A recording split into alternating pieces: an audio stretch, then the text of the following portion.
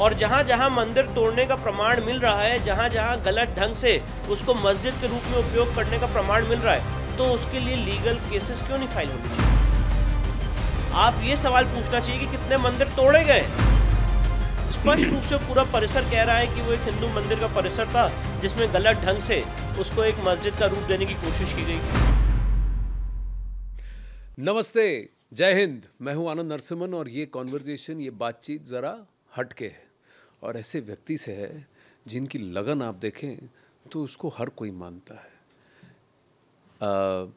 क्या कहूँ कि सनातन प्रथा और हमारे मंदिरों को उनकी पुरानी व्यवस्था के साथ साथ और उस लेवल के जो रियलिटी है या फिर जो उनका स्टैचर था उस प्रतिष्ठा पर वापस लौटाने का कहीं ना कहीं इन्होंने लगता है एक मुहिम छेड़ी है। प्रश्न ये उठता है कि क्यों, क्या ये अकेले हैं? क्या इनके साथ और कोई जुड़ रहा है या धीरे धीरे धीरे एक मोमेंटम बन रहा है और भारत जो है सही तरफ करवट ले रहा है, हिंदुत्व की तरफ करवट ले रहा है। हिंदुत्व का ये मतलब नहीं कि एक्सक्लूसिव हो गए और बाकियों को अलग कर दिया, पर जो हमारी विरासत है, जो हमारी धरोहर है, क्या वो हमारी नहीं होनी चाहिए? अगर सबकी विरासत, सबकी धरोहर उनके पास उनकी संपत्ति होनी चाहिए, तो हिंदू समाज की संपत्ति, हिंदू समाज के मंदिर, हिंदू समाज का इतिहास क्या आज भी किसी और के अधीन है? और इस पर निर्णय करने वाले जो आला जज, जो कोर्ट्स बैठे हैं, क्या वो इस बात को समझते हैं, इस इतिहास को समझते हैं कि जो जिसका होना चाहिए वो उसको मिलना चाहिए? विष्णु जैन, नमस्ते। मैं थोड़ी भूमिका बांधने में फ्लो में निकल गया, लेकिन क्या मैंने कुछ गलत कहा? नहीं, आपने बिल्कुल सही कहा है।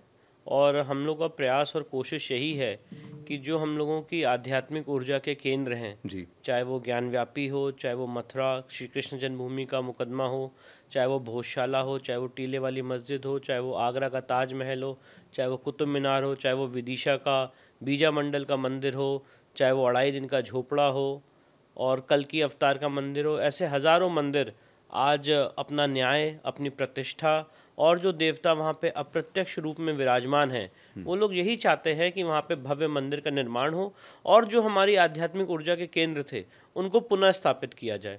तो ये सिर्फ और सिर्फ एक बहुत ही सेटल्ड लीगल प्रपोजिशन के हिसाब से ये पूरी लड़ाई चल रही है। और जो राम मंदिर केस में सुप्रीम कोर्ट ने बड़ा एक मैं आपको बताना चाहता हूँ, बड़ा इम्पोर्टेंट पहलू है। एक धारणा बन गई थी लोगों के अंदर कि अगर मंदिर डिस्ट्रॉय हो गया, डिमोलिश हो गया, तो देवता का अस्तित्व समाप्त हो गया। सुप्रीम कोर्ट में जब ये लीगल प्रपोजिशन आर्ग्यू किया गया तो वहाँ पे ये इस बात पे काफ़ी बहस की हमारे जो सीनियर थे, माननीय पराशरन साहब, मेरे पिताजी हरिशंकर जैन साहब ने जी। और ये प्रपोजिशन ऑफ लॉ निकल के आया कि जैसे कंपनी का उदाहरण दिया गया कि अगर कोई कंपनी में डायरेक्टर आता है, जाता है, आप सब जानते होंगे, द डायरेक्टर्स में come and go but the company goes on. उसी तरह से अगर देवता का अस्तित्व है किसी जगह पे, तो जो मंदिर बनाने का संकल्प है, जज, जब आप कोई प्राण प्रतिष्ठा करते हैं तो जो जजमान होते हैं वो मंदिर बनाने का संकल्प लेते हैं। तो सुप्रीम कोर्ट ने कहा कि जो मंदिर बनाने का संकल्प है वो ज्यूरिस्टिक पर्सनालिटी है और वो समय के अंत तक रहती है। और तो उसमें deity has living rights. Living rights, it's a juristic personality, it's a living entity. और आप अगर मंदिर तोड़ देंगे तो देवता का अस्तित्व समाप्त नहीं होगा, उसको पुनर्स्थापित किया जा सकता है। और इसके लिए काफ़ी उदाहरण भी दिए गए उस जजमेंट में, जैसे हर साल दुर्गा पूजा होती है, गणेश चतुर्थी होती है और आप विसर्जन करते हैं, तो क्या विसर्जन करने से देवता का अस्तित्व समाप्त हो जाता है? क्या अगले साल देवता दोबारा नहीं आते हैं? तो यही बात वहाँ पे कही गई कि अगर कोई बाढ़ से, फ्लड से, किसी भी जगह से अगर आप मूर्ति को डिमोलिश कर दें, शिवलिंग को खंडित कर दें, तो देवता का अस्तित्व समाप्त नहीं होता। देवता वहाँ पे अप्रत्यक्ष रूप में विराजमान रहते हैं। और जो बात मैं आपके सामने कह रहा हूँ, ये 3 किताबें इसके लिए डायरेक्ट इसका उदाहरण देती हैं। एक बीके मुखर्जी का हिंदू लॉ है, पीवी काणे का धर्मशास्त्र है 7 वॉल्यूम में, जिनको भारत रत्न के पुरस्कार से भी नवाजा गया है, और गोपाल चंद्र शास्त्री का हिंदू लॉ है। इन तीनों किताबों में स्पष्ट रूप से लिखा है कि मंदिर तोड़ने से देवता का अस्तित्व समाप्त नहीं होता है, देवता वहां पे अप्रत्यक्ष रूप में रहते हैं। तो अब सवाल ये है, इस लीगल प्रपोजिशन के परिप्रेक्ष्य में अगर once a temple always a temple का लीगल प्रपोजिशन है, तो सवाल ये क्यों पूछा जाता है कि कितने मंदिरों पे आप जाएंगे? जहाँ जहाँ अन्याय हुआ है, अगर एक जगह एक चीज़ गलत है, अगर एक क्राइम किसी आदमी ने किया है, चाहे वो एक क्राइम किया है, चाहे 10 मर्डर किए हैं, सारी चीजों की सजा एक ही है।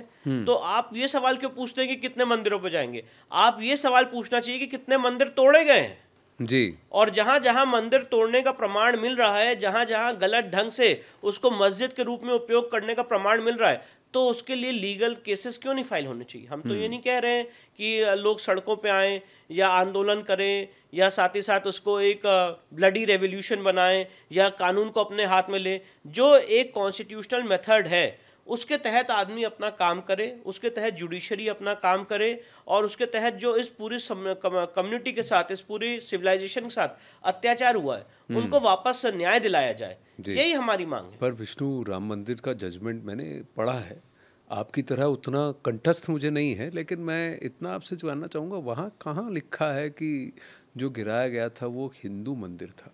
वो तो यही कहा गया है कि it was an un Islamic structure, जहाँ तक मुझे याद है। सही है कि? तो इससे हिंदू समाज को फायदा हुआ कि नुकसान हुआ इस जजमेंट से? देखिए, राम मंदिर का जजमेंट मैं ऐसा मानता हूँ कि काफ़ी प्रपोजिशंस ऑफ लॉ ऐसे हैं जो हमारे पक्ष में नहीं गए। पर जहाँ तक ये एक झूठ फैलाया जाता है कि कहीं नहीं लिखा है कि नीचे जो स्ट्रक्चर था वो हिंदू स्ट्रक्चर नहीं था, तो जजमेंट की वर्डिंग्स ऐसी हैं।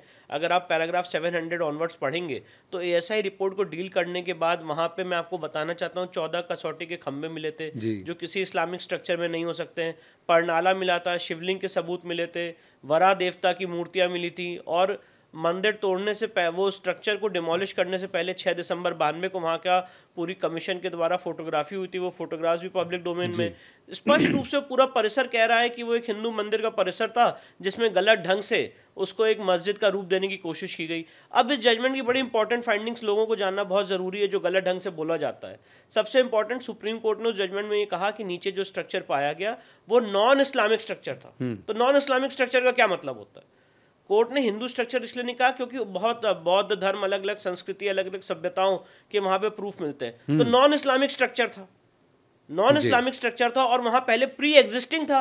एएसआई ने भी रिपोर्ट दी कि pre existing non Islamic structure पे ये तथाकथित मस्जिद बनी हुई है। तो इससे ज्यादा आपको फाइंडिंग क्या मिलेगी? अब 500 साल पहले की कोई गवाही तो दे नहीं सकता है कि यहाँ पे बाबर ने कैसे मंदिर डिमोलिश किया था। और सबसे इंटरेस्टिंग बात यह है कि बाबरनामा के वो 2 पेजेस जब बाबर सरयू पे आ गया था, पूरा बाबरनामा हमने पढ़ा है, और जब बाबर सरयू पे आ गया था तो वो 2 पेजेस बेवरेजेस की किताब में जो ट्रांसलेटेड वर्जन है, जो सुप्रीम कोर्ट में भी माना गया, हाई कोर्ट में भी माना गया, वो 2 पेजेस मिसिंग है कि उसने वहां पे क्या किया। तो इसीलिए एएसआई सर्वे कराया गया था कि सरकमस्टेंसेस क्या बोलती हैं जी। क्योंकि 500 साल पहले क्या हुआ इसकी कोई ओरल गवाही तो हो नहीं सकती है।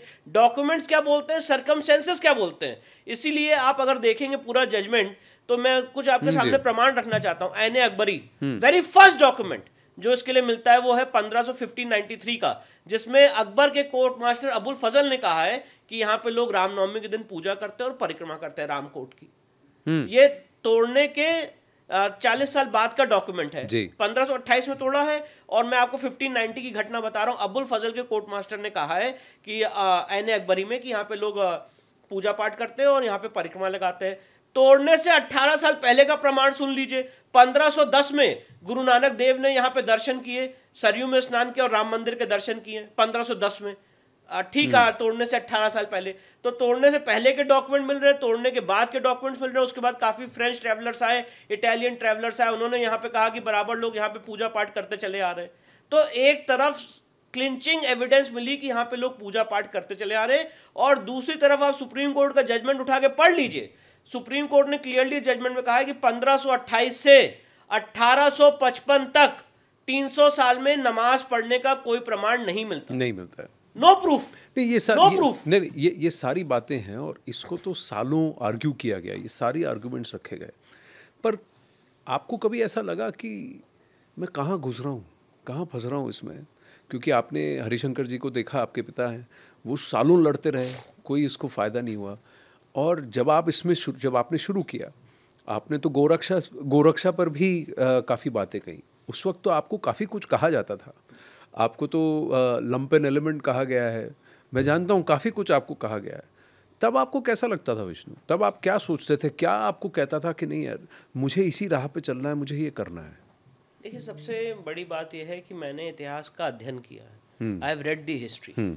और जो हमारे समाज, हमारी कम्युनिटी के साथ यहाँ पे बर्बरता हुई है, जिस तरह से हमारी माताओं बहनों की आबरू और इज्जत के साथ खिलवाड़ किया गया है, जिस तरह से दीवालों पे चुनवाया गया है, जिस तरह से गरम तवे पे झोंका गया है, जिस तरह से आरे पे काटा गया है, जिस तरह से गुलामों के गुलाम हम पे आके शासन करते चले गए, जिस तरह से हमारी मंदिर तोड़ी गई, यहाँ पे हज़ारों लोगों का जौहर हुआ, वो बर्बरपूर्ण इतिहास, वो घृणित इतिहास मेरे और मेरे परिवार के कानों में गूंजता है। और वो हमसे सवाल पूछता है कि क्या आपको इसके लिए कुछ करना नहीं चाहिए? क्या आज भी गुलामी के जो निशान चल रहे हैं, जहाँ कुतुब मीनार में लिखा हुआ है कि 27 जैन मंदिर और हिंदू मंदिर को तोड़ के उसके मलबे से कुव्वतुल इस्लाम मस्जिद बनाई गई है, और वहाँ पे लोग जाके अपने बच्चों के साथ पॉपकॉर्न खा रहे हैं और देख रहे हैं कि कितनी भव्य इमारत है, क्या शर्म नहीं आती हमें एज अ कम्युनिटी? तो मैंने इसीलिए, देखिए, जो हमने रास्ता इख्तियार किया है, अपनाया है, ये आंदोलन का रास्ता है, और ये आंदोलन चलता रहे, ये हमारी ख्वाहिश रहती है। सबसे इम्पोर्टेंट बात यह है कि जब आपने इतिहास पढ़ा है, और मैं आपको दो बातें और बताना चाहता हूँ। मैंने सावरकर साहब का पूरा, उनके पूरे जीवन का अध्ययन किया जी। और साथ ही साथ अंबेडकर साहब के जीवन का भी पूरा अध्ययन किया। उन्होंने किताब लिखी बड़ी interesting, Ambedkar thought on Pakistan. उसको मैं चाहता हूँ कि हर आदमी पढ़े। जो कश्मकश, जो आर्ग्यूमेंट्स, जो डिबेट ठीक आज से 100 साल पहले जी उस समय चल रही थी, मैं आपको बताना चाहता हूं कि आज हमारा समाज आज़ादी के बाद, अपना एक अच्छा भूभाग देने के बाद, धर्म के नाम पे इस देश का पार्टीशन हुआ, वो सब करने के बाद आज ठीक हम लोग उसी मुहाने पे खड़े हैं, वही डिबेट चल रही है। डिबेट में कोई बदलाव नहीं हुआ है। तो यानी इतिहास अपने आप को दोहरा रहा है कहीं ना कहीं, और डिबेट समाप्त नहीं हुई है। इसीलिए मुझे मतलब कोई दिक्कत नहीं हुई कि जो लोग मुझे जो बोलना चाहते हैं, जो कहना चाहते हैं, जो अपशब्द कहना चाहते हैं, जितनी बातें बोलना चाहते हैं वो बोल सकते हैं, क्योंकि हम लोग एक अपने आप को आंदोलनकारी मानते हैं इस सिस्टम के खिलाफ, इस पूरे सेटअप के खिलाफ, जो हमारी कम्युनिटी को न्याय नहीं मिला है। अपनी इज्जत को दोबारा, अपने गौरव को पुनः स्थापित करने के लिए जो भी लीगल माध्यम से काम कर सकते हैं वो करेंगे हम। तो आपको नहीं पूछा कि आप तो जैन हैं, ये हिंदू मंदिरों के लिए आप क्यों मुहिम छेड़ रहे हैं? आप जैन मंदिरों के लिए काम करिए। कभी आपको किसी ने कहा ये? नहीं, बहुत सारे लोग कहते हैं कि मतलब कम्युनिटी से काफ़ी लोग कहते हैं कि आपने जैन कम्युनिटी के लिए कुछ नहीं किया। तो मैं उनको यही बताना चाहता हूँ और आपके माध्यम से मैसेज देना चाहता हूँ कि कुतुब मीनार में लिखा हुआ है कि 27 जैन मंदिर और हिंदू मंदिर को तोड़ के उसके मलबे से ये तथाकथित कुव्वतुल इस्लाम मस्जिद बनाई गई। उस केस में मेरे पिताजी स्वयं लॉर्ड ऋषभ देव की, तीर्थंकर लॉर्ड ऋषभ देव की तरफ से उन्होंने नेक्स्ट फ्रेंड करके उन्होंने साकेत की कोर्ट में केस फाइल किया है। जो भोजशाला का केस है वो जैन और हिंदू मंदिर केस का एक क्लासिक एग्जाम्पल है, उसके लिए लड़ाई लड़ी जा रही है। जहाँ तक जैन वर्सेस हिंदू की बात होती है, तो मैं ऐसा मानता हूँ कि हम लोग एक ही परिवार का अभिन्न अंग है, और आपस में कभी भी हम लोग के अगर कोई इश्यूज हैं, जो गिरनार जी को लेके काफ़ी इश्यूज चल रहे हैं, तो उसको आपस में बैठ के सॉर्ट आउट करना चाहिए, और उसके लिए कोई लीगल केस फाइल करने की ज़रूरत नहीं है। और मैं आपको ये भी बताना चाहता हूँ कि गुजरात हाईकोर्ट में 2 केसेस चल भी रहे हैं गिरनार जी के लिए। तो यही लोग कहते हैं कि भाई आपने जैन कम्युनिटी के लिए नहीं किया, तो मैं उनको बताने की कोशिश करता हूँ कि जहाँ जहाँ पे एग्जाम्पल्स मिल रहे हैं वहाँ कर रहे हैं। और हम ऐसा नहीं चाहते हैं कि कोई एक ऐसा सीड बोए, एक ऐसा बीज बोए कि जैन कम्युनिटी और हिंदू कम्युनिटी को अलग देखा जाए। मेरा स्वयं का जैन मंदिर है इलाहाबाद में, प्रयागराज में, 0 रोड पे, करीब 200 साल पुराना। वहाँ पे सारे पूजा पाठ, सारी पद्धति उसी हिसाब से होती है।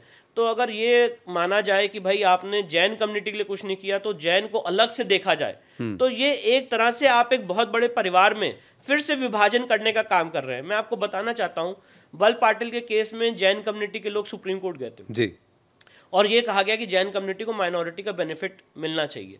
सुप्रीम कोर्ट ने कहा कि माइनॉरिटी, जितने लोग माइनॉरिटी का बेनिफिट मांगेंगे, माइनॉरिटिज्म विल लीड टू मल्टीनेशनल। 2013 में कांग्रेस गवर्नमेंट ने जैन कम्युनिटी को माइनॉरिटी कम्युनिटी घोषित किया। मुझे कोई भी जैन कम्युनिटी का व्यक्ति बताए उनको कितना बेनिफिट मिला माइनॉरिटी का। लीस्ट बेनिफिट मिला माइनॉरिटी का दर्जा प्राप्त करके। रादर जो कांग्रेस गवर्नमेंट चाहती थी कि जैन समाज और हिंदू समाज को अलग दिखाए, ये सब वो उस प्लान में सक्सेसफुल हुए। आज बहुत सारे ऐसे लोग हैं जो अपने आप को एक अलग मान रहे हैं।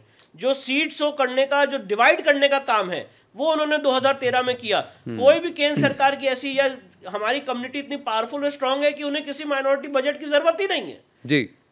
हमारी जो कम्युनिटी वो तो लोगों को सपोर्ट करती है, उन्हें कोई सपोर्ट चाहिए नहीं। पर आपने उनको 2013 में जाते जाते माइनॉरिटी कम्युनिटी घोषित कर दिया। अब आप उनके अंदर एक सीट्स आपने शो कर दिए। जी। तो पर मैं कहना चाहता हूं कि रणकपुर के जैन मंदिर में कोई चला जाए, क्या वहां पे भैरव भैरवी की पूजा नहीं हो रही है? क्या आप जितने आप जैन मंदिर आप कहीं भी जाएंगे तो आपको जैन मंदिर हिंदू मंदिर साथ मिलेंगे। We are the part of the same family. और अगर कोई ऐसी बात कर रहा है कि जो आप एक फैमिली के अंदर फर्दर डिवीजन करना चाहते हैं, तो मैं उस मानसिकता का हूं नहीं, और ना मैं ऐसी विचारधारा को कभी सपोर्ट कर सकता। पर आपने कहा कि आप इतिहास पढ़ चुके हैं, तो आप मुझे एक बात बताइए कि ऐसा क्यों है कि हमारे ही इतिहास को हम नकार रहे हैं? एक दूसरी बात कि भारत तो आज़ाद हो गया, स्वतंत्रता मिल गई, उसके बाद रीसेट बटन क्यों नहीं दबा? उसके बाद जो जिसका था वो उसको वापस क्यों नहीं दिया गया? देखिए, इस देश कभी में आपने अब ये पूछा अपने? बिल्कुल, मैं आपको बता रहा हूँ, आपने बहुत अच्छा सवाल पूछा है। इस देश में हमेशा से दुर्भाग्य ऐसा रहा है कि देश में जो लोग देशभक्त रहे, जो लोग अपने गौरव को पुनर्स्थापित करना चाहते हैं, उन लोगों को कभी तवज्जो नहीं दी गई, उन लोगों की बात कभी सुनी नहीं गई। और ये पूरा सिलसिला 2014 तक चला है, एक पूरा इंस्टीट्यूशनल सेटअप के तहत। आप तो खुद मीडिया इंडस्ट्री से, आप खुद जानते होंगे कि आज जो हम बातें कर रहे हैं, शायद अगर ये पॉडकास्ट 2010 में हो रहा होता तो आप कहते कि हमारे पास जगह, आपके मतलब आपसे नहीं है, मतलब हमारे पास इस थॉट प्रोसेस के लिए जगह ही नहीं, इतना एक हैवी डोमिनेशन था। तो एक सबसे इंपॉर्टेंट बात यह है कि जब संविधान की रचना हो रही थी संविधान सभा में, तो डॉक्टर B.R. अम्बेडकर साहब ने 15 नवंबर 1948 वॉल्यूम नंबर 7 पेज नंबर 401, ये संविधान सभा की डिबेट है जी, उसमें 3 बार प्रोफेसर केटी शाह ने सेकुलर और सोशलिस्ट वर्ड को इंट्रोड्यूस करने की कोशिश की। तीनों बार संविधान सभा ने इस प्रपोजल को रिजेक्ट कर दिया प्रीएम्बल में। और उसमें जो डॉक्टर B.R. अम्बेडकर साहब है, उन्होंने 15 नवंबर 1948 को कहा कि सोशल और सेकुलर एक थॉट प्रोसेस है, आप लोगों को सोशल और सेकुलर होने के लिए फोर्स नहीं कर सकते हैं। जहां तक गवर्नमेंट का सवाल है कि गवर्नेंस कैसे हो, गवर्नेंस किसी के धर्म के आधार पे, किसी के जाति के आधार पे भेदभाव ना करे, वो सारा प्रोटेक्शन आर्टिकल 14-15 में ऑलरेडी प्रिस्क्राइब्ड है। और लोगों को अपना धर्म मानने का अधिकार है आर्टिकल 25 में। तो जब हमें अपना धर्म मानने का अधिकार है, मैं मान सकता हूं कि मेरा धर्म सुप्रीम है, एक इस्लाम का मानने वाला मान सकता है कि उसका धर्म सुप्रीम है, वो तो 5 बार इसके लिए नमाज भी करते हैं और अजान भी देते हैं। एक जो क्रिश्चियन समाज से आने वाले, वो मान सकते हैं उनका धर्म सुप्रीम है। तो आप लोगों को फोर्स कैसे कर सकते हैं कि वो माने कि वो इक्वल हैं? जी। तो आपने सोशल और सेकुलर वर्ड आपने प्रीएम्बल में 1976 में, जब पूरा देश इमरजेंसी में था, कोई पार्लियामेंट में उसके बारे में डिबेट हुई नहीं, आपने 2 वर्ड्स इंसर्ट कैसे किए और एक पूरा मैकेनिज्म बना दिया। आप इस विडंबना को समझिए जो आपने सवाल पूछा है जी। एक ऐसा मैकेनिज्म बनाया गया जिसकी वजह से आज इसके बारे में बात ही नहीं हो पाई। कभी ये विचारधारा जो आज मैं आपके सामने बोल रहा हूं, इसको कभी थॉट प्रोसेस को जागृत करने की, सुनने का कोशिश ही नहीं की गई। और उसका एक और उदाहरण देखिए, रिप्रेजेंटेशन ऑफ पीपल एक्ट 1951 में सेक्शन 29A के तहत अमेंडमेंट किया गया, और जो पॉलिटिकल पार्टी दर्ज होंगी, पॉलिटिकल 1989 में ये अमेंडमेंट किया गया, और जो पॉलिटिकल पार्टी रजिस्टर होगी इलेक्शन कमीशन में, वो एक अंडरटेकिंग देगी कि हम सोशल और सेकुलर के प्रिंसिपल्स को अवॉइड करते हैं। अब इसका कितना घृणित रूप है आप देखिए अपने सामने। AIMIM पॉलिटिकल पार्टी दर्ज हुई 1992 में, और उसका पूरा संविधान जो दस्तूर कॉन्स्टिट्यूशन है वो मेरे पास है। उस दस्तूर कॉन्स्टिट्यूशन में लिखा हुआ है कि ये पूरी पार्टी जो है, उसको पढ़ लीजिए, सिर्फ और सिर्फ मुस्लिम समाज के बेनिफिट के लिए बनी हुई है। मुस्लिम्स की नौकरी देखेगी, मुस्लिम्स के रोजगार देखेगी, और उन्होंने डिक्लेरेशन दिया है कि हम सेकुलर हैं। पार्टी का नाम भी धर्म के नाम पे है, पार्टी का कॉन्स्टिट्यूशन भी धर्म के नाम पे है, और वो है सेकुलर, क्योंकि वो माइनॉरिटीज के हित में काम कर रहे हैं। मैं वही कह रहा हूँ ना कि अगर कोई आदमी माइनॉरिटी के हित तो ये मुस्लिम वर्ड को माइनॉरिटीज में पूरी तरह से अपोषण कर लिया गया, और उसको ऐसा कर दिया कि माइनॉरिटी, मुस्लिम वोट मत कहो, माइनॉरिटी वोट कह दो, या सेकुलर वोट कह दो, सेक्युलर वोट कह दो, सेकुलर वोट कह दो। तो वो माना जाता है कि बहुत बड़े वो लोग संविधान को प्रोटेक्ट करने के लिए लोग हैं, और हम लोग जो बात कर रहे हैं अपीजमेंट की, वो संविधान के विरोध में बात कर रहे हैं। तो जब से संविधान सभा की डिबेट हुई और संविधान आया, ये पूरा सेटअप ऐसा बनाया गया कि एक वर्ग को अपीजमेंट पॉलिटिक्स के तहत सपोर्ट करने का काम किया गया। उसी के तहत अगर आप देखेंगे तो सच्चर कमेटी की रिपोर्ट आई, और देश के प्रधानमंत्री ने बोला कि इस देश के संसाधनों पे सबसे पहला अधिकार माइनॉरिटी और स्पेसिफिकली मुस्लिम माइनॉरिटीज का होना चाहिए। उसी का ये नतीजा है कि कांग्रेस गवर्नमेंट ने 1991 में प्लेसेस ऑफ वर्शिप एक्ट लाए, और वही गवर्नमेंट ने 4 साल के अंतराल में वफ एक्ट 1995 लाए। आज डिफेंस और रेलवे के बाद 3rd नंबर पे सबसे ज्यादा जमीन वक्फ बोर्ड की, मेरे आंकड़े नहीं है, जस्टिस गुलाम मोहम्मद ने 2008 में आंध्र प्रदेश में पैराग्राफ 30 में जजमेंट दिया था, उसमें उन्होंने लिखा था, और तब 3 लाख एकड़ भूमि बोली थी, आज वो भूमि जाके 12 लाख एकड़ हो गई है। आज जब वक्फ एक्ट को समाप्त करने की बात कही जा रही है तो क्या अलग अलग यहाँ पे धमकियां दी जा रही है। तो ये सारा बीज बोने का काम ऐसी पॉलिटिक्स ने किया है कि एक वर्ग को आप धर्म के आधार पे बराबर बढ़ाते रहे, और जिन्होंने बोला कि इस देश में रहने वाले जो देशभक्त, उन्होंने कहा कि गलत हो रहा है, संविधान का विरोध हो रहा है, संविधान का मर्डर किया जा रहा है, तो उनकी आवाज दबाई गई। आज सेकुलर और सोशलिस्ट वर्ड को मैंने सुप्रीम कोर्ट में चुनौती दी है, मैंने कहा है कि ये गलत है। तो 2 ऐसी वेबसाइट्स हैं जो सही बात कोर्ट में कही जा रही है, जो पूरी बात बोली जा रही है उसको भी नहीं दिखा रहे। मैं उनके नाम नहीं लेना चाहता हूं या उनके ओनर्स के यहाँ पे नाम नहीं लेना चाहता हूं। तो सही बात को कितना दबाएंगे? कितने ऐसे एक्ट्स, कितने ऐसे कानून लाए गए जो सिर्फ और सिर्फ एक वर्ग को प्रमोट करने के लिए बने। हिंदू मंदिरों का बराबर अधिग्रहण होता रहा। आज कर्नाटका का आप हाल देख लीजिए, 35,000 टेम्पल्स आर अंडर एक्विजिशन। पर एक बात बताइए विष्णु, आपने ये सारे आंकड़े गिनाए, ये सारे फैसले तो मुसलमानों ने नहीं लिए, ये सारे फैसले तो हिंदू मेजॉरिटी पार्लियामेंट में लिए गए, ये सारे फैसले हिंदू मेजॉरिटी विधानसभा में लिए गए। मैं कह रहा हूँ हिंदू मेजॉरिटी यानी कि अधिकांश जितने चुन के आए हैं विधायक या एमपीज चुन के आए हैं वो तो हिंदू हैं, नाम से तो हिंदू ही हैं, और जिस परिवार में पैदा हुए हैं तो वो सब हिंदू हैं। उन्होंने इस सब पे सहमति भरी है, उन्होंने ही तो ये सारे अलाउ किया है। मैं वही तो फिर तो आप इसके लिए मुस्लिम समाज को तो दोष नहीं दे सकते। नहीं, देखिए मैं आपको ये क्यों हुआ है फिर? ये बहुत ही सुनियोजित षड्यंत्र के तहत हुआ है। और जो लोग आज, मैं वही बात आपसे कह रहा हूँ कि आज से 10 साल पहले अगर मैं आपसे बात करता तो शायद हमारी कॉन्वर्सेशन का ये रेलम भी नहीं होता।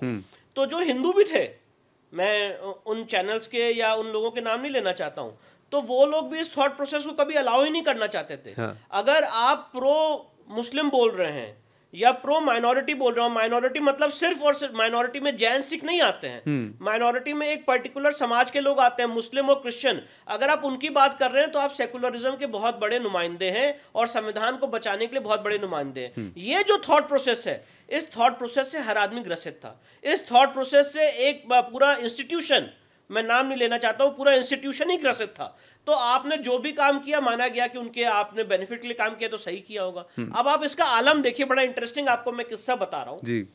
एक सुप्रीम कोर्ट में डिबेट छिड़ी कि भाई माइनॉरिटी कौन हो। हाँ। आर्टिकल 29-30 में जी। कौन माइनॉरिटी हो, क्योंकि आर्टिकल 29-30 अगर आप पढ़ेंगे तो उसमें लिखा हुआ है कि भाई जो एक धर्म, माइनॉरिटी 2 तरह की कॉन्स्टिट्यूशन ने डिफाइन की है, धार्मिक और लिंग्विस्टिक। तो लिंग्विस्टिक माइनॉरिटी तो आज तक कभी कोई बेनिफिट मिला ही नहीं। धार्मिक माइनॉरिटी मानी गई और उसमें सिर्फ और सिर्फ मुस्लिम समाज के लोगों को, उसकी परिभाषा भी नहीं दी गई कि धार्मिक माइनॉरिटी परसेंटेज ऑफ पॉपुलेशन कितना है, वो तो कहीं दिखाई नहीं। वही बता रहा हूँ, वो परिभाषा दी गई। तो ये डिबेट जब सुप्रीम कोर्ट में छिड़ी तो सुप्रीम कोर्ट ने एक जजमेंट दिया टीएमए पाई केस में। 11 जजेस बेंच का जजमेंट है। केशव नंदा भारती के बाद सबसे लॉन्गेस्ट जजमेंट माना जाता है टीएमए पाई का जजमेंट। बड़ी इंटरेस्टिंग बात बताऊं, इस देश की लीगल हिस्ट्री में ऐसा कभी नहीं हुआ होगा कि 11 जज ने जो जजमेंट दिया उसको कोई समझ ही नहीं पाया। उसके लिए 6 जज बैठे समझाने के लिए कि 11 जज ने क्या कहा है। अगर आप टीएमए पाई का जजमेंट पढ़ेंगे उसके बाद जस्ट नेक्स्ट दूसरा जजमेंट आता है पीए नामदार का, और पीए नामदार के जजमेंट का पहला पैरा है the prophecy has come true, मतलब जो भविष्यवाणी है वो सही हो गई। Before the ink on the opinion on TMA Pai were yet to dry, this courts were flooded with several litigations to understand the proposition of TMA Pai. मतलब टीएमए पाई ने क्या कहा है ये कोई समझ ही नहीं पाया। 6 जज बैठे हैं, उन्होंने बताया कि टीएमए पाई ने ये कहा है। अब क्या समझाया मैं आपको वो बता देता हूं। उन्होंने कहा माइनॉरिटी जो है वो राज्य वाइज डिसाइड होगी, स्टेट वाइज डिसाइड होगी, और जो भी आदमी 50% से कम है वो माइनॉरिटी माना जाएगा। तो ये सबसे बड़ा फ्लॉ है, ये सबसे बड़ा लैकुना है। माइनॉरिटी की डेफिनेशन होनी चाहिए कि जो आदमी 2% है या 3% है, 10% से नीचे कोई भी हो वो माइनॉरिटी माना जाना चाहिए। कितनी बड़ी विडंबना है इस देश की कि जो इस देश में सेकंड लार्जेस्ट मेजॉरिटी है आज उनको माइनॉरिटी का दर्जा दिया जा रहा है। पर अगर इस जजमेंट ने कहा है कि माइनॉरिटी स्टेट्स डिसाइड करेंगी और 50% से कम होगा तो फिर ये नेशनल कमीशन ऑफ माइनॉरिटीज कैसे हो गया? अनकॉन्स्टिट्यूशनल है। National commission of minority act, minority मंत्रालय, ये सब असंवैधानिक है। संविधान कहीं नहीं कहता, और संविधान सभा की डिबेट पढ़ लीजिए, दे वर अगेंस्ट माइनॉरिटीज। और यही बात कही गई कि अगर आप आर्टिकल 25 में लोगों को धर्म का अधिकार दे रहे हैं तो अलग से माइनॉरिटी राइट्स डालने की जरूरत नहीं है। और आप सरदार वल्लभ भाई पटेल की पूरी स्पीच पढ़िए। सरदार वल्लभ भाई पटेल ने कहा कि आप अगर ऐसी माइनॉरिटी है कि आप अपने नाम पे अपने धर्म के आधार पे इस देश का बंटवारा कर सकते हैं तो आपको माइनॉरिटी के अधिकार नहीं मिलने चाहिए। इन सब के बाद आर्टिकल 29-30 गलत ढंग से डाला गया। और मैं ये कहना चाहता हूं कि आर्टिकल 29-30 की मंशा भी नहीं थी। आपने एक वर्ग को ये कह दिया कि आप अपने धर्म को प्रोटेक्ट करेंगे, अपनी लैंग्वेज को प्रोटेक्ट करेंगे। इतना ही मैंडेट दिया गया। ये कहीं मैंडेट नहीं है कि सरकार उनके अलग से मंत्रालय बनाएगी। ये कहीं मैंडेट नहीं कि सरकार उनको अलग से अलग चश्मे से देखेगी। अगर रोड बन रही है सरकार के टैक्स पे या पब्लिक मनी से, तो वो रोड एक हिंदू के लिए बन रही है, एक मुसलमान के लिए बन रही है, एक जैन के लिए, एक सिख के लिए बन रही है। तो उनको अलग चश्मे से देखने की जरूरत क्यों है? क्यों ये 5,000 करोड़ का माइनॉरिटी का बजट दिया जा रहा है? तो फिर ये सब एक नैरेटिव के हिसाब से बना है और इसमें कई सारा आप ये कह रहे हैं कि ये जो सेक्युलराइज्ड हिंदू समुदाय है that was also part of it. अब 2014 के बाद ऐसा क्या बदला? क्योंकि कई लोग आरोप ये लगाते हैं कि you been propped up by the alternative ecosystem और द करंट सिस्टम। ये कितना सही है, कितना गलत है? देखिए, मुझे लगता है कि जो भी आप कर रहे हैं, जितना भी आपको मिल रहा है, इतने सारे केसेस लड़ने के लिए कोई आपको फंडिंग मिल रही है, आपको बैकिंग मिल रही है, आपको प्रॉप अप किया जा रहा है, ये सब कहा जाता है। तो मैं पूछ रहा हूँ आपसे। मुझे लगता है कि भगवान जाने कौन ये सब मनगढ़ंत बातें बताता है। हमारा बैंक अकाउंट सबके सामने है, पब्लिक डोमेन में है। हमारा जो क्या कहते हैं, जो हम काम कर रहे हैं वो सबके सामने है। तो आरोप लगाने वाले तो कोई भी आरोप लगा सकते हैं, पर सवाल सबसे इम्पोर्टेंट कि 14 के बाद क्या बदला? हाँ, सबसे इम्पोर्टेंट बात यह है कि इससे 14 से कोई मतलब नहीं है। जहाँ तक लोगों के, मैं 2 बातें मानता हूँ। जहाँ तक हमारी फंक्शनिंग का सवाल है, मेरे पिताजी राम मंदिर का केस 1989 से लड़ रहे थे। और अगर आप उनका इतिहास देख लेंगे तो वो तब से बोल रहे हैं जब लोग उनको अलग अलग नेम से और शब्दों से बुलाया करते थे। और तब वो सारी आवाजें रेस कर रहे थे जब ना संगठन था, ना सरकार थी, ना पार्टी थी। तब से वो बातें रेस कर रहे हैं। मतलब कोई आप अगर उसको फायदे से या आप उससे जोड़ कर देख रहे हैं तो आप हरिशंकर जैन का इतिहास उठा के देख लीजिए। 1976 में उन्होंने प्रैक्टिस में एनरोल किया था। आज उनकी प्रैक्टिस को 48 ईयर्स हो चुके हैं। और वो हिंदुत्व की बात और अपने सनातन को बचाने की बात और समाज में जो विघटनकारी शक्तियां घुस चुकी हैं उनको रोकने के लिए, अगर आप लखनऊ बेंच में, इलाहाबाद हाईकोर्ट की लखनऊ बेंच में चले जाएंगे तो हर एक वकील आपको उनके बारे में बता देगा कि वो तब से लव जिहाद के खिलाफ लड़ाई लड़ रहे हैं। अगर पीपल का पेड़ काटा जा रहा है तो उसके खिलाफ लड़ाई लड़ रहे हैं। किसी मंदिर को कब्जा किया जा रहा है तो तब से उसके खिलाफ लड़ाई लड़ रहे हैं। मुलायम सिंह यादव गवर्नमेंट ने उर्दू ट्रांसलेटर्स लाए थे, उसको रुकवाने का काम किया। एक फोर्स बनाई गई थी, शांति सुरक्षा बल, कि जहां पे अगर दंगा होगा तो जो कम्युनल वायलेंस बिल अभी आप सुनते हैं उसका ही एक इम्प्लीमेंटेशन मुलायम सिंह यादव गवर्नमेंट का ड्रीम प्रोजेक्ट था, शांति सुरक्षा बल। उसको असंवैधानिक घोषित करने का काम हो, ये सारी चीजें तब से कर रहे हैं। तब तो कोई नहीं था। तो जो लोग ये सारी बातें कर रहे हैं कि अब करना शुरू किया है, तो उनको मेरे परिवार का और मेरे पिताजी का इतिहास, वो एक लंबी हिस्ट्री है, उसमें मैं यहाँ पे मैं समझ गया। बट आप जब तो अगर देखते आ रहे हैं, जो लोग ये कह रहे हैं कि फंडिंग हो रही है या इससे कर रहे हैं, ये आपको प्रॉप अप किया गया है, तो मैं सबसे इंपॉर्टेंट बात ये बताना चाहता हूँ कि काशी विश्वनाथ का केस, मथुरा श्री कृष्ण जन्मभूमि का केस, या जितने केसेस जो चल रहे हैं, ये केसेस की राह ही हम लोग वेट कर रहे थे राम मंदिर के जजमेंट की वजह से। क्योंकि राम मंदिर का जजमेंट आया 9 नवंबर 2019 को। जो सबसे इंपॉर्टेंट प्रपोजिशन ऑफ लॉ मैंने आपके सामने शो की स्टार्टिंग में ही रखा, वो प्रपोजिशन ऑफ लॉ देवता के अधिकार के ऊपर था।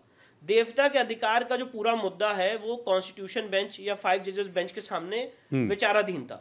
जैसे ही सुप्रीम कोर्ट ने, अगर आप टाइमलाइन देख लें, जैसे ही सुप्रीम कोर्ट ने 9 नवंबर 2019 को फैसला दे दिया और देवता के अधिकार का प्रोपोजिशन ऑफ लॉ क्लियर कर दिया, उसके बाद ये सारे मुकदमे हमने फाइल करना शुरू कर दिया। अच्छा। उससे पहले क्या कहते हैं, अगर मुकदमे फाइल करते तो फिर से वो इसी लीगल कंट्रोवर्सी में उलझता कि देवता का राइट्स क्या है, क्या नहीं है। तो जब सुप्रीम कोर्ट ने उस राइट्स को क्लैरिफाई कर दिया राम मंदिर के जजमेंट के बाद, और उस समय भी हमारी एनर्जी काफी हद तक राम मंदिर के केस में लगी हुई थी। 2010 में इलाहाबाद हाईकोर्ट ने 30 सितंबर 2010 को फैसला सुनाया था, 9 साल सुप्रीम कोर्ट में लग गया उसकी फाइनल हियरिंग में। तो जैसे ही इन सारी चीजों से खाली हुए, उसके बाद हमने नेक्स्ट अपना जो मंदिर को जागरण पुनर्स्थापित करने का काम था उसको आगे बढ़ाया। तो इसमें कोई भी इस जजमेंट में, राम मंदिर जजमेंट में प्लेसेस ऑफ वर्शिप एक्ट 1991 की भी बात हुई।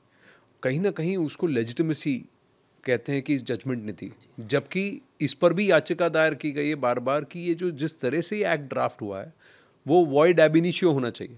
लीगल पार्लेंस में कहना चाहिए कि right at the beginning offset ही, क्योंकि ये गलत एक्ट ड्राफ्ट हुआ है, लीगली बहुत अनसाउंड है वो हाँ, बिल। राम मंदिर की जो केशवानंदा भारती के केस के बाद second longest hearing supreme court में राम मंदिर की हुई है, 42 डेज की हियरिंग हुई है। और उस 42 डेज की हियरिंग के हर एक दिन पे मैं मौजूद था।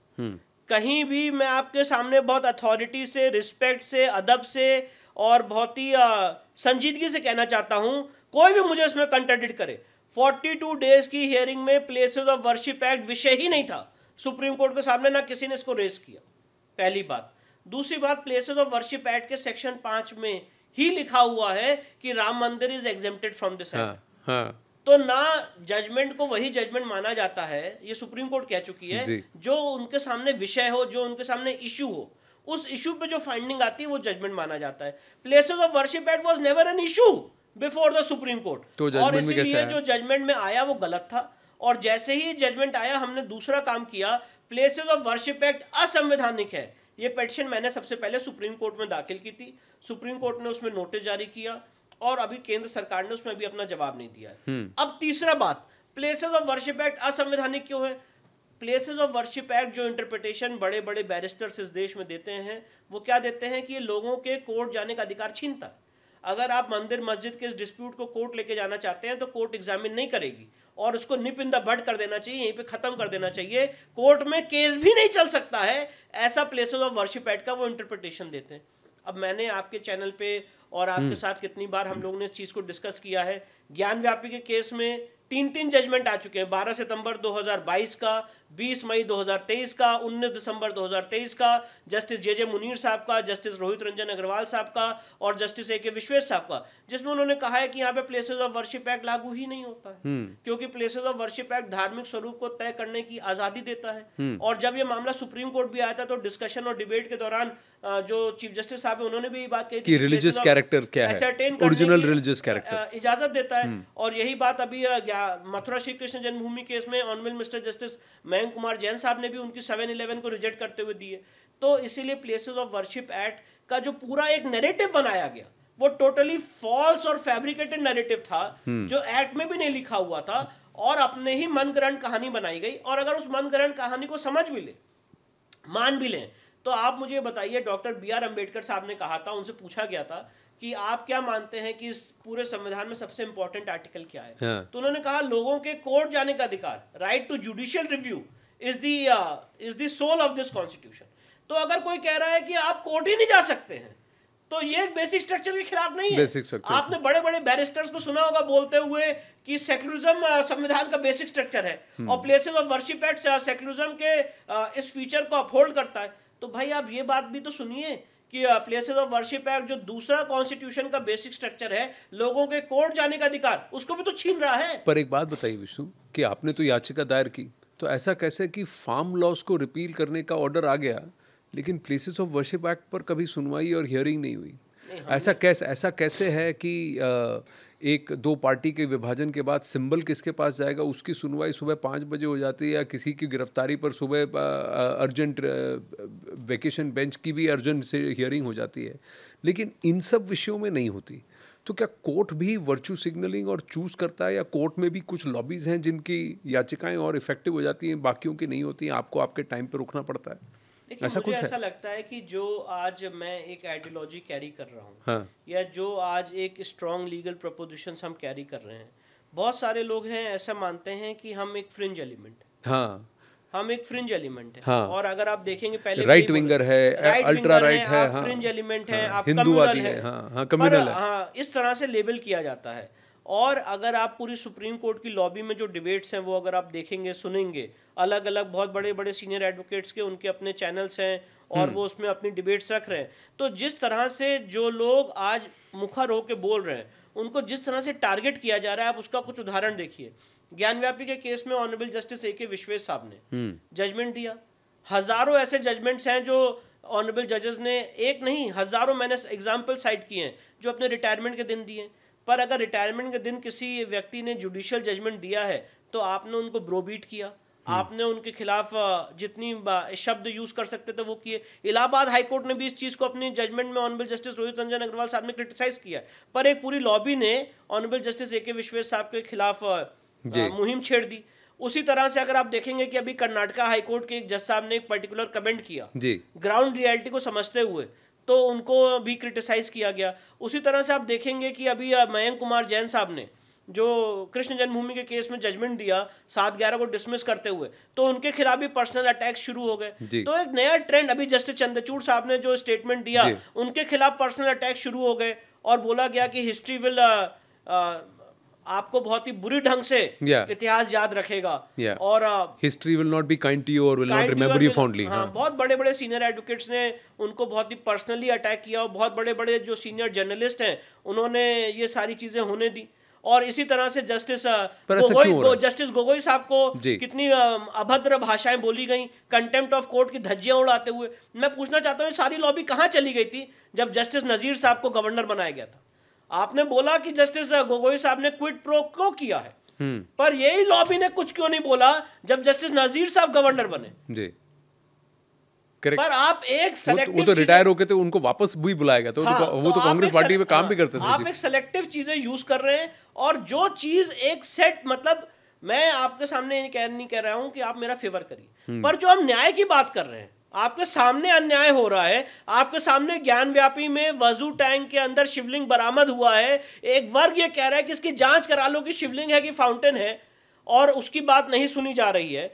प्लेसेस ऑफ वर्शिप एक्ट 1991 असंवैधानिक है, वो पिटीशन नहीं सुनी जा रही है। आप जान के हैरान हो जाएंगे, वक्फ एक्ट 1995 असंवैधानिक है। ये याचिका वेल रिसर्च करके पूरी 2 साल 1.5 साल की मेहनत करके ड्राफ्ट करके सुप्रीम कोर्ट में जब हमने दाखिल की तो पहले दिन ही वो याचिका डिसमिस कर दी गई। कहा ये तो हम नहीं सुन सकते। क्यों नहीं सुन सकते? बस आप जाइए हाई कोर्ट जाइए। उसके बाद हमने 100 याचिकाएं अलग अलग हाई कोर्ट में, अभी आप मेरी बात सुनिएगा, अभी उसके बाद हमने 100 याचिकाएं अलग अलग हाई कोर्ट में दायर की वक्फ एक्ट को चुनौती देते हुए, चैलेंज करते हुए।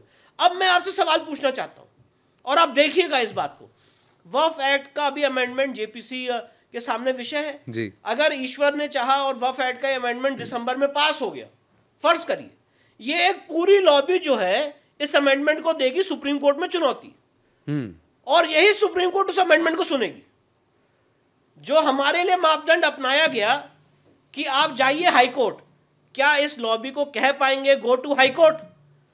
पर क्यों नहीं कह पाएंगे? नहीं, मैं मुझे कहना चाहिए। कभी आपको फ्रस्ट्रेशन नहीं होता यार, कभी तो बराबर सुन रहा? मैं आपको बताऊं, ये कैसे कि एक लॉबी इतनी स्ट्रांग हो जाती है। मैं आपको बताऊं मैं आजकल क्या काम कर रहा हूं। हाँ। मैं रात में जब कोर्ट से घर जाता हूं तो मैं एक चार्ट बना रहा हूं। हाँ। एक चार्ट बना रहा हूं मैं, और उस चार्ट में मैं ये बना रहा हूं कि जब हिंदू सुप्रीम कोर्ट गया तो क्या आदेश आया, और जब सेकुलर लॉबी सुप्रीम कोर्ट गई तो क्या आदेश आया। नहीं, पर ये मैं चार्ट बना रहा हूं। अब रामनवमी में वायलेंस हुआ वेस्ट बंगाल में। हाँ। भारी मात्रा में वायलेंस हुआ जी, भारी मात्रा में मारा पीटा गया जी। हमने सुप्रीम कोर्ट में याचिका लगाई, हमारी याचिका डिसमिस कर दी गई। क्यों? कोई कारण नहीं। क्योंकि आप राइट विंग हिंदू फ्रिंज है, ये आपको ब्रांड कर दिया गया। तो क्या आप कह रहे हैं कि कोर्ट भी इस याचिका को नहीं देखता, प्रॉब्लम को नहीं देखता, पर कौन याचिका दायर कर रहा है उसके बेसिस पे जज करता है? नहीं, मुझे ऐसा लगता है कि जो सुप्रीम कोर्ट में लॉबी है, एक जो अपने आप को सेकुलर, बहुत बड़े सेकुलर और संविधान को बचाने वाली लॉबी मानते हैं, वो एक उन्होंने एक ऐसा 2 वेबसाइट्स हैं उनके माध्यम से एक ऐसा पूरा नैरेटिव सेट किया है कि जो सही बातें हैं वो नहीं सुनी जा रही, और इसके लिए मैं बहुत हद तक जिम्मेदार मानता हूँ। हम लोगों को अपने अंदर झांकना चाहिए, हम लोग को अपने अंदर झांकना चाहिए, अपने आप को यूनाइट करना चाहिए। और इस समय बहुत सारे ऐसे काम हैं, मैं आपको बोलना चाहता हूँ, बहुत सारे ऐसे सीनियर एडवोकेट्स हैं जिन्होंने आपके चैनल पे आके ये कहा है, why should courts do your dirty work, why should courts do your dirty work. मतलब अगर मैं आज कह रहा हूँ प्लेसेस ऑफ वर्शिप एक्ट गलत है, वक्फ एक्ट गलत है, ज्ञान व्यापी में हमें न्याय दे दीजिए, कृष्ण जन्मभूमि में हमको न्याय दे दीजिए, तो एक लॉबी कह रही है कि ये आपका गंदा काम है, कोर्ट क्यों करे। पर अगर सीए की बात आ जाए, सिटीजनशिप अमेंडमेंट एक्ट को एग्जामिन करने की बात आ जाए, तो कोर्ट उसको एग्जामिन करे। आर्टिकल 370 रिपील हो चुका है, डेड हो चुका है, उसको दोबारा पुनः जीवित किया जाए। अगर ये याचिका आ जाए तो उसको कोर्ट सुने और उसकी उनको न्याय दे। सबसे अगर जैसे ज्ञान व्यापी में कोई जजमेंट आ जाता है लोअर कोर्ट से, तो कहते हैं कि हमें इस पे विश्वास ही नहीं है। तो मैं ये कह रहा हूं कि मानसिकता यही है, इस बात को समझ लीजिए sir. Why should courts do your dirty work? तो ये तो उस लॉबी की मानसिकता है जो अपने आप को लिबरल कह रही है, और आप ये कह रहे हैं कि जो अपने आप को लिबरल कहते हैं वो लिबरल नहीं है। पर अगर ये वाकई में सेक्युलर हैं तो अगर बंगाल में जाने जा रही हैं तो उनको फ़र्क नहीं पड़ना चाहिए कि हिंदुओं की जाने जा रही हैं मुसलमानों की जाने जा रही हैं। उनकी भावना तो ऐसे समान होनी चाहिए कि अगर किसी को मारा काटा जा रहा है तो वो गलत है, उसको एड्रेस कीजिए। अगर वो रिलीजियस प्रिज्म से उसको देख रहे हैं तो फिर वो सेक्युलर कैसे हुए? अगर वो ये देख रहे हैं कि देखिए अगर हिंदू के खिलाफ आतंक हो रहा है या ये हो रहा है, अटैक हो रहा है, और वो भी उस तरफ जो हमारे पाले में है पॉलिटिकली, तो हम कुछ नहीं कहेंगे। मुसलमानों के खिलाफ कुछ भी होगा तो हम जोर जोर से चिल्लाएंगे और कहेंगे कि फिर वो खुद ही कम्युनल हो गए, वो कैसे सेक्युलर हो गए? यही तो बहुत बड़ी विडंबना है इस देश की कि जैसे ही एक न्यायपूर्ण ढंग से बात क्योंकि गलत होता है ना, चाहे किसी के साथ भी हो, सही होता है, चाहे किसी के साथ भी हो ना। बिल्कुल सही बात है। देखिए अगर आप मेरे पूरी वक्तव्य को देखेंगे या सारी बातें देखेंगे, हमने कभी नहीं कहा कि कोई अगर मस्जिद है तो उसको जाके आप तोड़ दो, या हमने कहीं नहीं कहा कि भाई कोई अगर लीगली कोई चीज बनी हुई है तो उसको कब्जा कर लो, या वक्फ एक्ट में हमने नहीं कहा कि जो सही से अगर प्रॉपर्टी डोनेट की गई है, जो ईश्वर या अल्लाह को किसी मुस्लिम समाज के व्यक्ति ने डोनेट की है या अल्लाह के लिए उसको रखा है अलग से, तो उसको कब्जा कर लो। हम तो न्याय की बात कर रहे हैं। हम तो ये कह रहे हैं कि अगर आपने सरकार की संपत्ति को वक्फ संपत्ति घोषित कर दिया है, पार्लियामेंट को वक्फ संपत्ति कह रहे हो, दिल्ली एयरपोर्ट को वक्फ संपत्ति कह रहे हो, ताजमहल को वक्फ संपत्ति कह रहे हो, सूरत की म्युनिसिपल कॉर्पोरेशन को वक्फ संपत्ति कह रहे हो, प्रयागराज में चंद्रशेखर आजाद पार्क को वक्फ संपत्ति कह रहे हो, तो भैया ये गलत है। ये जो आपको पावर दी गई है ये गलत है, ये गलत अब है। इसके खिलाफ आप इसके खिलाफ अगर बात कर रहे हैं तो आप कम्युनल हो गए। अगर हम ये कह रहे हैं कि प्लेसेस ऑफ वर्शिप एक्ट लोगों के कोर्ट जाने का अधिकार छीन रहा है, इसको खत्म करिए, तो उसके खिलाफ आप कम्युनल हो गए। सच्चर कमेटी जो बनाई गई, जो सिर्फ और सिर्फ एक वर्ग की पिछड़ता बैकवर्डनेस को देख रही है, संविधान के आर्टिकल 29, 30 और आर्टिकल 340 का मर्डर करते हुए, इसको सर खत्म करिए, तो आप कह रहे हैं सब गलत है। अगर हम कह रहे हैं कि इस देश में जो अलग अलग कानून आए, मैं आपको बड़ी इंटरेस्टिंग बात बताना चाहता हूं, हजारों मंदिर तो अधिग्रहण हो गए इस देश में। Section 18 rule 18 of Dargah Khwaja Sahib act, इसको आप पढ़ लीजिए। उसमें लिखा हुआ है कि जो भी आदमी डोनेट करेगा दरगाह ख्वाजा साहिब में, वो डिसाइड करेगा कि उसके डोनेशन के साथ क्या होना है। क्या ऐसा कोई कानून तो किसी हिंदू मंदिर के लिए नहीं है? नहीं है। आज आनंद नरसिम्हन या विष्णु शंकर जैन अगर किसी हिंदू मंदिर में डोनेट करना चाहते हैं, तो मैं अपने डोनेशन को कैसे क्या हो मेरे डोनेशन के साथ, मुझे तो अधिकार नहीं कि मैं चूज कर सकूं। आपने डोनेट कर दिया, आपकी बात खत्म। तो अगर कानून में बेसिक रूप में डिस्क्रिमिनेशन हो रहा है और उसके खिलाफ बात की जा रही है, तो उन सारी बातों को सिर्फ और सिर्फ पेंट किया जा रहा है कि आप कम्युनल हैं, आप फ्रिंज एलिमेंट हैं। और यही सबसे बड़ी इस मानसिकता का ये रोल है। और ऐसे लोगों को माना जाता है कि आप बहुत बड़े वकील हैं, आप बहुत सीनियर एडवोकेट हैं। तो मैं सर ऐसी देखिए, हम लोग संघर्ष कर रहे हैं, हम ये संघर्ष करते रहेंगे। तो कई बार आपको ये निराशा आपको कंज्यूम नहीं कर जाती? नहीं, निराशा नहीं। मैं आपको ये बताऊं, हमारा अगर आप पूरा इतिहास देखेंगे तो मेरे पिताजी का तो जितना जो उन्होंने 48 इयर्स के लीगल करियर में किया, उसमें तो मैक्सिमम डिसमिस हुई हमारी याचिका। कितने ऐसे केसेस हैं, कितने ऐसी याचिकाएं हैं जो इतिहास के पन्नों में दब गई। कोर्ट में गए, आपको फ्रिंज एलिमेंट माना गया, डिसमिस कर दिया गया, खत्म। फिर उसको झाड़ा और फिर आगे लड़ाई लड़ी। तो हम आज जो आपके सामने मैं बातें कर रहा हूं, तो उसमें ऐसा हो सकता है, जैसे लोग कहते हैं कि जब लोग मुझसे मिलते हैं कि अच्छा आप बहुत अच्छे वकील हैं, तो आप किसने केस जीतने कितने हारते हैं, तो हम तो मैक्सिमम केसेस हारते हैं जी।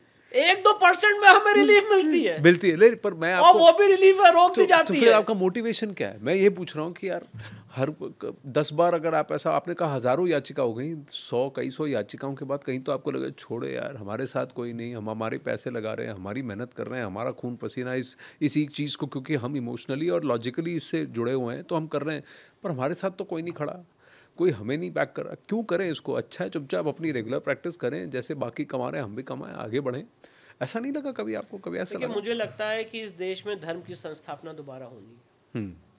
हमारा देश एक आपातकाल से गुजर रहा है, और जो मैंने आपको बात बोली कि जो कंट्रडिक्शन या जो डिबेट 100 साल पहले सावरकर साहब और अंबेडकर साहब ने कह रहे थे, आज हम ठीक इतिहास के उसी मुहाने पे खड़े हुए।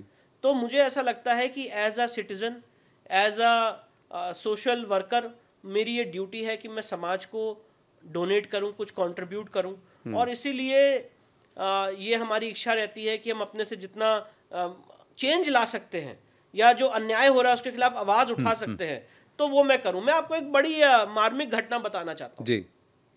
2013 का किस्सा है। मेरठ में एक मदरसे में एक बच्ची का रेप किया गया। त्यागी समाज से वो बच्ची आती थी और उसने ये भी कहा कि उस मदरसे में काफ़ी ऐसी लड़कियां हैं जो इस समय कैप्टिविटी में हैं। मैं और मेरे बाबूजी, हमारी लीगल टीम वहाँ पहुंची, उससे मिले।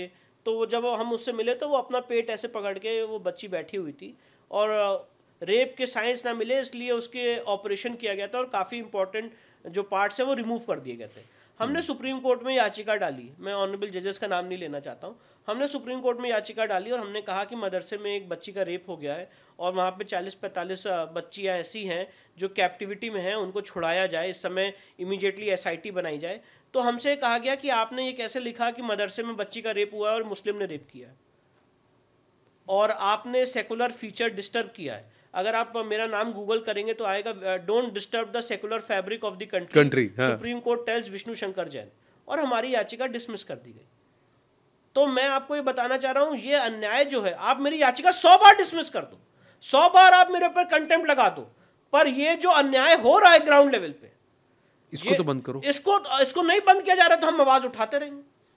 हमें कुछ नहीं चाहिए इस इंस्टीट्यूशन से, हमें नहीं बनना है साहब सीनियर एडवोकेट, हमें नहीं जाना है जजशिप, हमें नहीं बड़ी बड़ी पोस्ट या चीजें चाहिए, पर जो मेरा खून खौलता है, माई ब्लड बॉयल्स, जब मैं देख रहा हूं एक वकील के रूप में कि मेरे समाज के साथ, मेरी कम्युनिटी के साथ, मेरी सिविलाइजेशन के साथ अत्याचार हो रहा है और आवाज भी नहीं रेस कर सकते हैं, और अगर आवाज रेस की जा रही तो बोला जा रहा है कि आपने सेकुलर फीचर्स को डिस्ट्रॉय कर रहे हैं, तो ऐसे सेकुलर फीचर्स को 1000 बार हम डिस्ट्रॉय करेंगे और करते रहेंगे। और एक दिन मेरी बात लिख लीजिए साहब, आपके मैं ये पॉडकास्ट पे बोल के जा रहा हूं, एक दिन मेरी बात लिख लीजिए, ये परिवर्तन होगा, ये चेंज होगा, ये सिस्टम बदलेगा, और जो यहां पे अन्याय हुआ है ये अन्याय को वापस न्याय में कन्वर्ट किया जाएगा। ये होगा। तो आप ये बिलीव कर रहे हैं? 48 ईयर्स लग गए एक आदमी के, मेरे भी 15 साल लग गए और 20-25 साल लग जाएंगे, पर ये चेंज आएगा, ये चेंज आएगा। अब ये नहीं चल सकता है, बहुत दिन हो गया है, पर ये चेंज आएगा, ऐसा मेरे को दृढ़ विश्वास है। वो सुबह कभी तो आएगी, आप कह रहे हैं, और आपको विश्वास है। पर एक बात बताइए विष्णु, आपका भी तो परिवार है, तो आपके परिवार को कभी आपको नहीं कहते हैं कि क्यों कर रहे हैं आप? उनको धमकी मिलती है, थ्रेट्स मिलते हैं, कभी आप उनकी सेफ्टी को लेकर कभी, या फिर उनको भी, वो भी आपको सपोर्ट करते हैं, वो भी कहते हैं कि जो आप कर रहे हैं ठीक कर रहे हैं? आप मुझे बताइए कि जब हमारे जो साहबजादे हैं उनका जब बलिदान हुआ और दीवारों पे उनको चुन दिया गया जी, तो क्या वो परिवार नहीं था? आज जब राम मंदिर की लड़ाई के लिए हजारों लोगों ने अपना बलिदान दिया, कितने लोगों ने अपनी शहादत दी, तो क्या वो परिवार नहीं थे? आज ज्ञानव्यापी में हिंदू समाज के लोगों ने उस तथाकथित मस्जिद की चौखट पे पूजा की, ये मानते हुए कि हमारे आराध्य, हमारे ईश्वर अंदर हैं, तो क्या उन लोगों के कोई इज्जत या मान सम्मान नहीं है? आज कृष्ण जन्मभूमि में आपने 3 बार हमारी मंदिर तोड़ दी और बड़ी और छोटी मूर्तियां आगरा की जहनारा मस्जिद की सीढ़ियों के नीचे दबा दी कि जब नमाज पढ़ने जाएं उसको कुचलते हुए जाएं, तो क्या हम लोगों की मान सम्मान अस्मिता नहीं? तो परिवार क्या सिर्फ विष्णु शंकर जैन का है? थ्रेट क्या सिर्फ हमारे लिए? ये तो बड़ी अजब बात है साहब इस देश की, और देश में माइनॉरिटी कम्युनिटी डरती है और इक्वालिटी के तहत अधिकार मानती है। ये हमने ऐसे संविधान की संरचना की है कि यहाँ पे मेजॉरिटी कम्युनिटी डर रही है और कह रही है कि भैया आर्टिकल 14 के तहत हमको समानता का इक्वालिटी का अधिकार दे दो। ये उल्टा हो रहा है।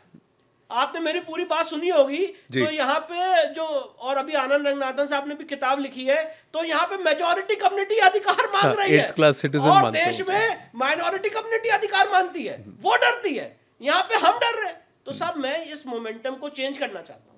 हम ये नहीं कह रहे हैं कि हम किसी के साथ गलत कर रहे हैं। मैं आपके इंडिविजुअल ड्राइव को और हरिशंकर जैन जी को भी मैं जानता हूँ, तो मैं उसको तो सैल्यूट करता हूँ, पर मैं एज अ ह्यूमन बीइंग कई बार ये बात भी तो होगी ना कि मेरे बच्चे हैं, मेरा परिवार है, आसपास के लोग हैं, वो भी तो जा रहे हैं, जो मैं काम कर रहा हूँ उनकी वजह से अगर वो अफेक्ट हो रहे हैं, उनको कोई, वो भी तो आपको ही आघात पहुँचेगा। तो कभी इसकी वजह से आपके मन में कभी शंका आती है, कभी हुआ है ऐसा कि आप, और फिर आपने ऐसा लगता है या फिर आपने कहा कि नहीं, जो मैंने कर लिया वो मैं करूँगा बस?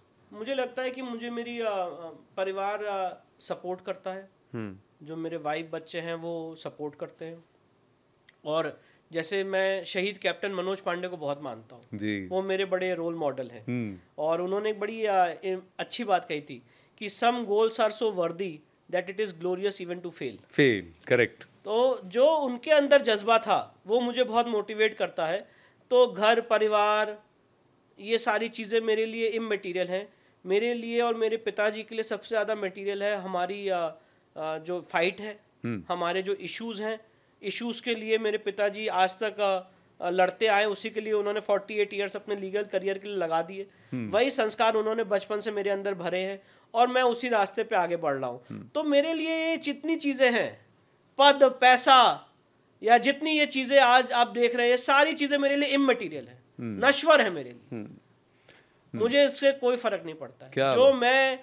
जो हम लोग चाहते हैं, जो नई सुबह हो, उस नई सुबह के लिए हम लोग लड़ाई लड़ रहे हैं और वो हम लड़ते हैं। पर उस लड़ाई के लिए आपको स्वास्थ्य तो बना के रखना पड़ेगा इस कोर्ट कचहरी के चक्कर में, और फिर अब आप देश भर में आपको प्रशंसा भी मिल रही है, प्रतिष्ठित हो रहे हैं आप, काफ़ी प्रतिष्ठित हैं, मैं खुश हूँ उस बात पर। इसमें अपने लिए टाइम मिलता है?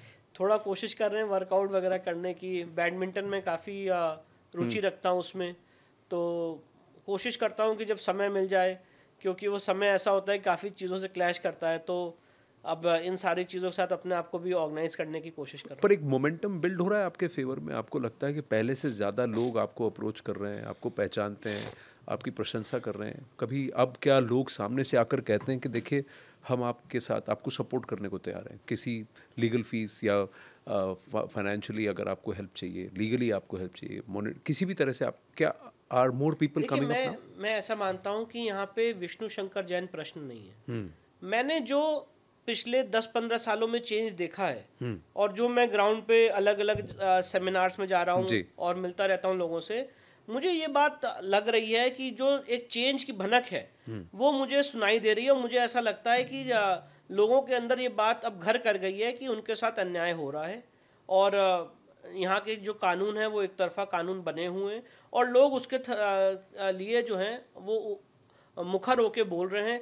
ज्ञानव्यापी के लिए अपार भारी मात्रा में ज्ञानव्यापी के लिए और मथुरा श्री कृष्ण जन्मभूमि के लिए, मैं आपको ग्राउंड लेवल की बात बता रहा हूं, लोगों के अंदर ये श्रद्धा है, और सारा सनातन समाज ये चाहता है कि ज्ञानव्यापी और मथुरा श्री कृष्ण जन्मभूमि जल्द से जल्द मुक्त हो। ये सिर्फ मेरी भावना नहीं है, पूरे समाज की भावना है, और अक्रॉस द नेशन सपोर्ट मिल रहा है, और लोग कह रहे हैं कि आप इसको मुक्त कराने के लिए लड़ाई लड़िए।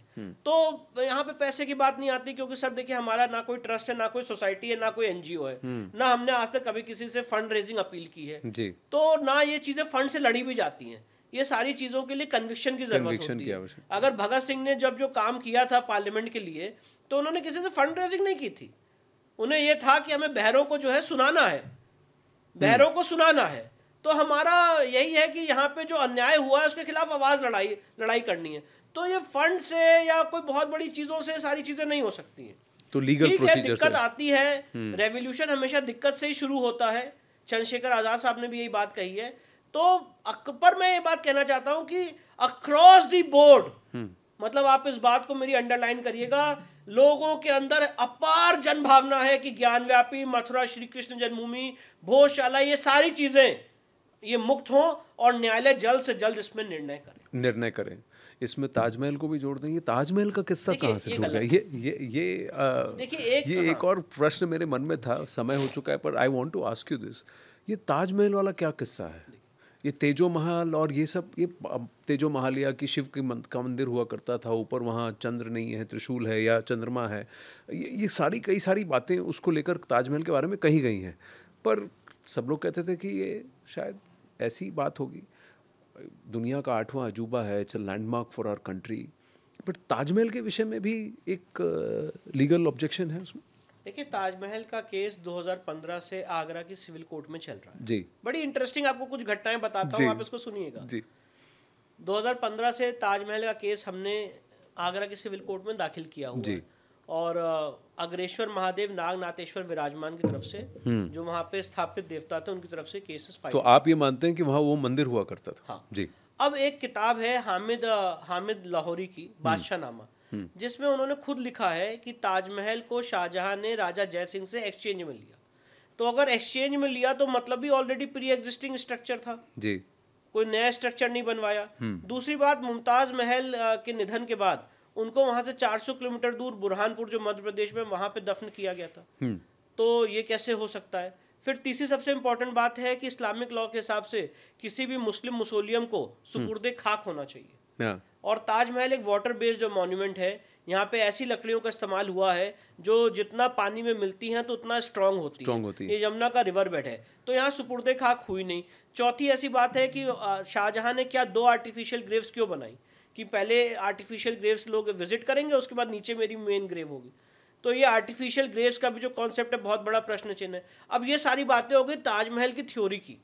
और एक बात और ऐड करना चाहता हूँ कि ताजमहल का एक डेटिंग हुआ था, और उस डेटिंग में पाया गया था कि ये शाहजहां से 300 साल पहले ये स्ट्रक्चर डेट करता है। ये एक पहलू है। दूसरा पहलू ये है कि मेरे स्वयं ग्रैंडफादर वहाँ पे जज थे, पोस्टेड एज एडिशनल डिस्ट्रिक्ट जज थे आगरा के, और उन्होंने 1960 में स्वयं ताजमहल में नीचे हिंदू देवी देवताओं की मूर्तियां देखी। तो वो खुद प्रत्यक्षदर्शी हैं इसके? प्रत्यक्षदर्शी हैं। 1960 की बात बता रहा हूँ। और ताजमहल में 27 ऐसे कमरे हैं जो आर्टिफिशियल वॉल से बंद हैं। जैसे आज हम यहाँ बैठ के बात कर रहे हैं, अब यहाँ पे कोई दीवार अगर रख दे तो अंदर इस कमरा तो वैसे ही है, बस आर्टिफिशियल वॉल बाहर लगा दी। 27 ऐसे कमरे हैं जो आर्टिफिशियल वॉल से बंद है, उसमें अभी भी हिंदू देवी देवताओं की मूर्तियां और सारी चीजें हैं। ये आपका एलिगेशन है? ये हमारा कंटेंशन है। और दूसरी बात, हमने इसके लिए सिविल सूट आगरा के सिविल कोर्ट में दायर किया है। अभी आगामी 14-15 नवंबर को उसकी तारीख है। तो हमने कहा कि वहां पे कमरे खोले जाए। हम कोई स्ट्रक्चर को डिमोलिश करने की बात नहीं कर रहे हैं। ये मांग को ही गलत पोर्ट्रे किया जाता है कि ताजमहल को आप तोड़ देंगे। नहीं भाई, तोड़ने की बात नहीं कर रहे हैं। जो अंदर कमरे बंद हैं उनकी आर्टिफिशियल वॉल को सिर्फ हटाने की बात कर रहे हैं। हम तो नहीं कह रहे हैं कि आप ताजमहल को तोड़ दीजिए या ताजमहल की जो वहां पे लोग जा रहे हैं उनको रोक दीजिए, पर ताजमहल की जो सच्चाई है, 27 कमरे क्यों बंद कर रखे जी, उसको खोलिए। हम ये बात कर रहे हैं। और ये सिविल सूट आगरा के सिविल कोर्ट में दायर किया। इंटरेस्टिंग बात देखिए, सिविल सूट जब दायर हुआ, सिविल सूट एडमिट हुआ, मैं और मेरे बाबूजी 2015 में स्वयं सिविल सूट दायर करने गए थे, और उसमें जो केंद्र सरकार का एफिडेविट आया है मिनिस्ट्री ऑफ कल्चर का, वो एफिडेविट आपको मैं कभी डिस्कस करेंगे, वो बड़ा इंटरेस्टिंग एफिडेविट है। उसमें उन्होंने कहा है कि विष्णु और शिव मंदिर है। अच्छा, उन्होंने कहा है? यस, मिनिस्ट्री ऑफ कल्चर ने कहा है कि विष्णु और शिव मंदिर है। वाओ। ये सिर्फ शिव मंदिर नहीं, विष्णु और शिव मंदिर है। और जो उसके प्रमाण है वो सारी एफिडेविट्स में डाले गए हैं। तो अब सवाल ये होता है कि जब हमने उसमें एक एप्लीकेशन लगाई कि इन 27 कमरों का कमीशन कराया जाए, इनको खोला जाए, तो आप जान के हैरान हो जाएंगे कि ऑनरेबल कोर्ट ने फाइंडिंग दी कि ताजमहल कहाँ है ये आपने लिखा नहीं। हम नहीं पता, हमें नहीं पता है कि ताजमहल, आपने उसकी बाउंड्रीज डिफाइन नहीं की। अब हमने अपने सूट में लिखा हुआ है कि north south east west Taj Mahal का है, कहते ताजमहल का है आपने सही से बताया नहीं। तो अब उसके खिलाफ हमने अपील फाइल की हुई है डिस्ट्रिक्ट कोर्ट में, वहां लड़ाई लड़ रहे हैं। तो ये 14-15 नवंबर क्या कहते हैं, इस मांग को बड़ा घृणित रूप से लिया जाता है, बड़ा इंटेलेक्चुअली एक दबाने की कोशिश की जाती है कि अरे कहाँ खुदवाई करेंगे आप, कहाँ खुदवाएंगे, यहाँ पे भी खुदवा दीजिए, यहाँ पे भी कुछ मूर्तियां मिल जाएंगी। और ऐसा ही एक आदेश इलाहाबाद हाईकोर्ट ने भी दे दिया। कुछ लोग जब ऑलरेडी सिविल सूट चल रहा था तो उन्होंने हाईकोर्ट में रिट याचिका लगा दी, हाईकोर्ट ने डिसमिस कर दी बोलते हुए कि अब इलाहाबाद हाईकोर्ट को भी आप डिगिंग करवाएंगे क्या। तो ये मांग को गलत ढंग से लिया जाता है। बात डिगिंग की नहीं है, बात यह है कि जो 27 कमरे हैं उसको खोला जाए और ताजमहल का सही इतिहास लोगों को बताया जाए। और इसमें काफी लोगों ने काफी काम किया है। आप एक तो ये नोक साहब की किताब है, उसके अलावा आप गोडबोले साहब की किताब पढ़िए, उन्होंने इसमें काफी अध्ययन किया, लंदन में रहते हैं, पूरा उन्होंने अध्ययन किया है। और भी लोग हैं इसमें, उन्होंने काफी काम किया है, अध्ययन कर रहे हैं। तो क्या ट्रांसलेशन में गड़बड़ की गई जी, बादशाहनामा में ओरिजिनल इसका सब रखा हुआ है बीकानेर के म्यूजियम में, तो सही इतिहास तो पढ़ाइए। तो अगर आप यही इतिहास मानना चाहते हैं कि ताजमहल को शाहजहां ने मुमताज महल की याद में बनवाया जो उनकी 14वीं वाइफ थी, और मुमताज महल का उसके बाद 20,000 लोगों के हाथ कटवा दिए और ये प्यार की निशानी है, तो एक वर्ग ये मान सकता है, और दूसरा वर्ग ये लगा हुआ है ये बताने में कि सच इतिहास क्या है, वो यहाँ बताया जाए। तो 14 या 15 नवंबर को आपने कहा कि इसकी सुनवाई होनी है, तो ये वादा मैं आपसे ले रहा हूँ कि उस वक्त हम फिर बैठेंगे, एफिडेविट के साथ बैठेंगे, मिनिस्ट्री ऑफ कल्चर की डिटेल्स के साथ बैठेंगे, पीएन ओक की किताब के साथ बैठेंगे और फिर लंबी चर्चा तब करेंगे। विष्णु जैन, आभार, थैंक यू।